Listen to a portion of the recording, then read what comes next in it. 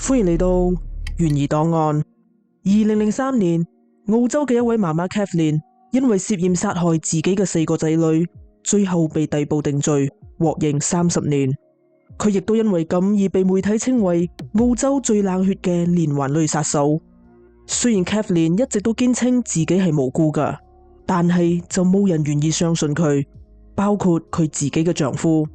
直到多年以後，先至有專家揾到新證據，證明 Kathleen 嘅清白，並展開咗漫長嘅平反之路。Kathleen 於1967年6月14號喺悉尼出世。1969年1月，媽媽多諾雲同爸爸 Thomas 嗌交之後就離家出走啦。幾日之後，Thomas 喺條街度揾到咗妻子，並直接捅咗佢24刀，導致佢當場死亡。隨後 Thomas 被捕入獄，而當時只有18個月大嘅 Kathleen 就被送到咗寄養家庭生活，直到佢成年。因為 Kathleen 自細就喺寄養家庭長大，所以佢非常渴望可以組織自己嘅家庭，擁有一個真正嘅家。喺 Kathleen 18歲嗰年，佢認識咗 Craig， 佢哋好快就墮入愛河，並於1987年步入咗婚姻嘅殿堂。1989年2月1號，大仔 Caleb 出咗世。雖然佢患有先天性後頭軟化症，會導致呼吸喘鳴，不過呢個病通常喺1歲之後就會慢慢治癒㗎喇。初為父母嘅兩夫妻仲沉醉喺添丁嘅喜悅當中，然而命運就同佢哋開咗一個玩笑。2月20號凌晨，當 Kathleen 去到隔離嘅 BB 房睇 Caleb 嘅時候，就發現仔仔已經冇咗氣息。經過解剖之後，法醫判定Caleb 係死於嬰兒猝死症 SIDS， 亦即係1歲以下嘅兒童因為不明嘅原因而死亡。SIDS 通常發生喺睡眠期間，但係發病嘅原因尚唔明確。之後，兩夫妻走出咗喪子之痛，並喺1990年6月3號迎嚟咗第2個小生命 Patrick。因為有咗第一次唔好嘅經歷，兩夫妻喺照顧 Patrick 嘅時候都格外小心。丈夫 Craig 仲做咗3個月嘅湊仔工，留喺屋企度幫手 Kathleen 照顧 BB。然而悲劇都係發生咗。10月18號晚，Kathleen 發現喺睡夢中嘅 Patrick 已經冇咗呼吸，佢下意識尖叫。Craig 聽到之後即刻就過嚟幫 Patrick 做 CPR 急救，而 Kathleen 就打咗000緊急電話。好彩嘅係 Patrick 生存咗落嚟，不過佢就被診斷出患上咗癲癇症同埋皮質性失明。4個月之後，Patrick 就因為癲癇發作而窒息身亡。佢當時只有8個月大。喺經歷咗2次嘅喪子之痛之後，兩夫妻決定離開呢個傷心地，並搬到咗 Maitland 生活。1992年10月14號，Kathleen 又誕下咗一個女 Sarah。可惜厄運似乎冇想要放過佢哋。Sarah 喺10個月大嘅時候，亦都因為 SIDS 而夭折咗。1997年8月7號，兩夫妻又迎嚟咗細女 Laura。Laura 活潑可愛，好得人錫。佢無驚無險咁度過咗1歲嘅生日。Craig 同 Kathleen 亦都以為 Laura 可以健康咁長大成人。然而悲劇又再次發生啦。1999年2月，Kathleen 發現喺度瞓緊晏覺嘅 Laura 已經冇咗氣息。雖然佢第一時間就叫咗救護車，但係 Laura 都係回天乏術。經過解剖之後，法醫發現 Laura 患有心肌炎，但係咁亦都冇辦法確定呢個就係佢嘅死因。由於 SIDS 只係適用於1歲以下嘅嬰兒，而 Laura 當時已經18個月大啦，所以法醫就喺驗屍報告度寫低咗死因不明。喺嗰個年代，每當發生嬰兒猝死案嘅時候，大家普遍都會參考由英國曾經著名嘅兒科醫生 Roy Meadow 所提出嘅梅多定律。喺單一嘅家庭入邊，一個嬰兒嘅猝死係悲劇，2個係可疑，而3個就係謀殺，除非可以提出相反嘅證據。雖然呢條定律喺之後被推翻，不過當時警方已經開始懷疑 BB 嘅死可能另有內情，並開始展開咗調查。另一方面，仔女接二連三咁夭折，亦都令到兩夫妻嘅感情出現咗裂痕。幾個禮拜之後，Kathleen 就搬咗出去，等雙方可以有空間冷靜落嚟。1999年5月，Craig 喺屋企度揾到咗 Kathleen 嘅日記。事實上 Kathleen 一直都有寫日記嘅習慣，抒發自己嘅情緒，包括對仔女離世嘅沮喪，再次成為媽媽嘅恐懼，同埋抱怨照顧仔女嘅唔耐煩等。然而，日記嘅其中幾頁就令 Craig 感到毛骨悚然。Kathleen 寫道：壓力會令我做唔好嘅事。當我同 Sarah 一齊嘅時候，我只係想叫佢收聲。有一日，佢真係收咗聲。Laura 係一個性格溫和嘅 BB， 謝天謝地咁樣令佢避開咗同哥哥姐姐一樣嘅命運。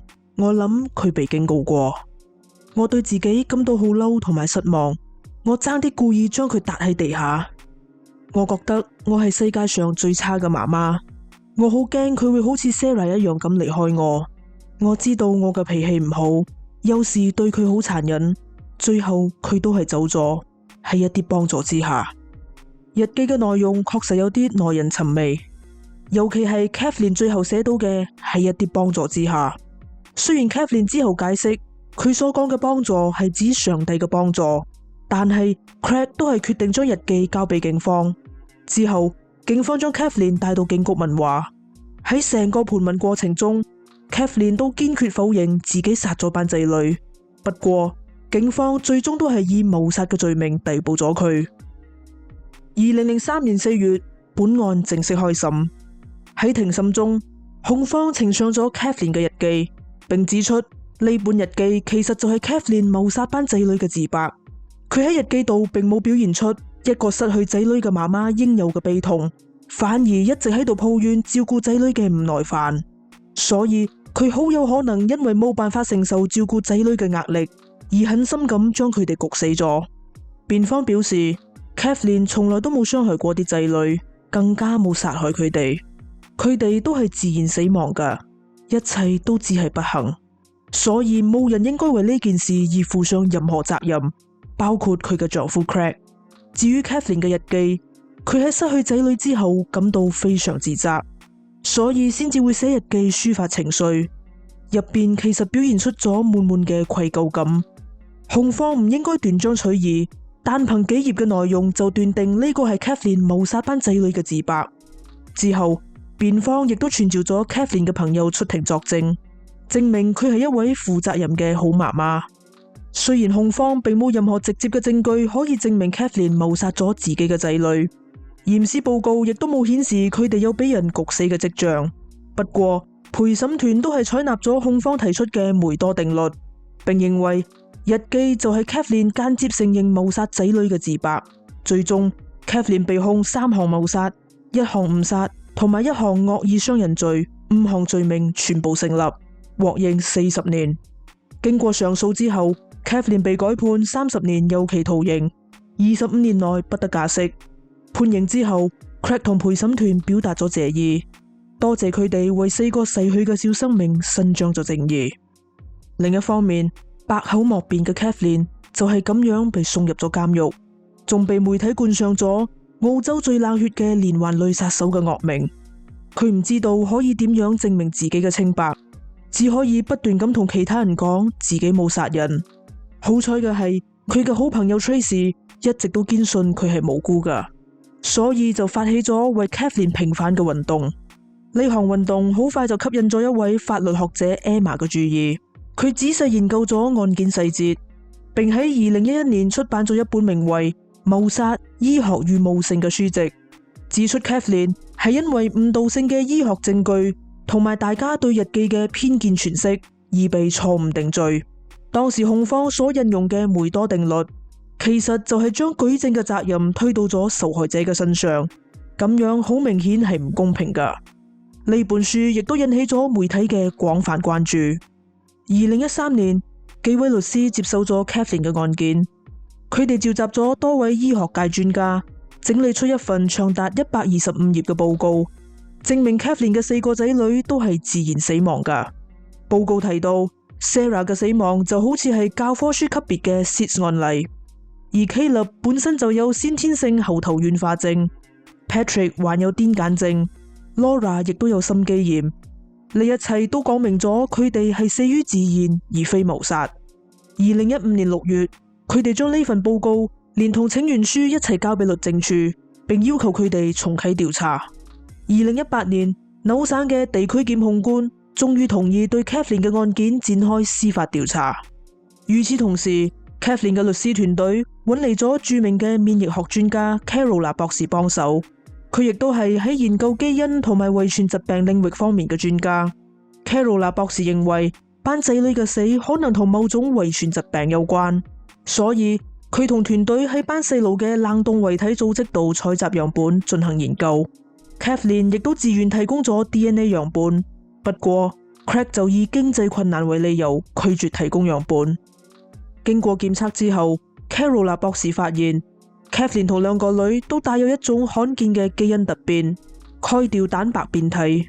鈣調蛋白扮演住調節心臟收縮嘅關鍵角色，一旦發生基因突變，可能會導致致命嘅心律不正，令嬰兒同埋兒童意外猝死。所以 Sarah 同 Laura 嘅死好有可能係同呢種基因突變有關。不過有13%帶有呢種基因突變嘅個體並唔會發病，而 Kathleen 就係其中之一。另外 Caleb 同埋 Patrick 身上負責協調神經傳導物質釋放嘅 BSN 基因，亦都出現咗兩個罕見而且致命嘅新變體，一個遺傳自媽媽，而另一個好有可能係遺傳自爸爸。動物研究發現，帶有呢種基因變體嘅老鼠仔會導致早發性嘅致死性癲癇，而呢個亦都可能係兩個男仔嘅死因。2019年7月，法官喺翻閱咗 Carola 博士同埋團隊所準備嘅報告之後，認為呢份報告並冇針對 Kathleen 嘅定罪提出合理嘅懷疑，反而進一步證實咗 Kathleen 嘅罪行，所以就維持咗原判。雖然呢一次嘅結果令人感到失望，但係呢份報告亦都引起咗科學界嘅注意，佢哋進行咗好多研究，亦都揾到咗相關嘅病例嚟到支持呢份報告。2021年，有超過150位嚟自世界各地嘅科學家聯署發出咗一份請願書，要求釋放 Kathleen。2022年5月，紐省嘅地區檢控官宣布，再次對 Kathleen 嘅案件展開司法調查。除咗之前嘅報告之外， Kathleen 嘅律師團隊亦都揾嚟咗數位心理學家同埋精神科醫生，分析當年被當作係 Kathleen 殺人自白嘅日記。專家紛紛表示，成本日記都反映咗一位悲傷媽媽典型嘅認知狀態。佢當時正喺度經歷緊一波波嚴峻嘅情緒低潮，而佢嘅文字亦都只係表現出咗平靜、自責同無助，並冇憤怒嘅情緒。律師表示， Kathleen 喺度用緊自己嘅方式哀悼，但係外界就認為佢冇表現出大家眼中嗰個悲傷嘅媽媽應有嘅樣，而控方當年仲將 Kathleen 善良嘅自責曲解成殺人嘅懺悔，令佢含冤入獄。2023年6月5號，法官認為4個仔女嘅死確實存在合理懷疑，隨即宣布56歲嘅 Kathleen 獲得無條件特赦，並喺12月宣布撤銷佢嘅所有罪名。呢個時候，佢已經喺監獄入邊度過咗20年嘅黑暗歲月。重獲自由之後，一直對佢不離不棄嘅好朋友 Tracy 將 Kathleen 接返咗自己嘅農場，提供咗佢一個溫暖舒適嘅安樂窩，並幫助佢重新適應新生活。Kathleen 嘅律師亦都向政府提出咗訴訟，要求索取賠償金，以彌補佢因為被錯誤定罪而失去嘅20年光陰。目前賠償金嘅金額仲未有定案，不過有法律專家估計 Kathleen 應該可以得到至少500萬澳幣嘅賠償金。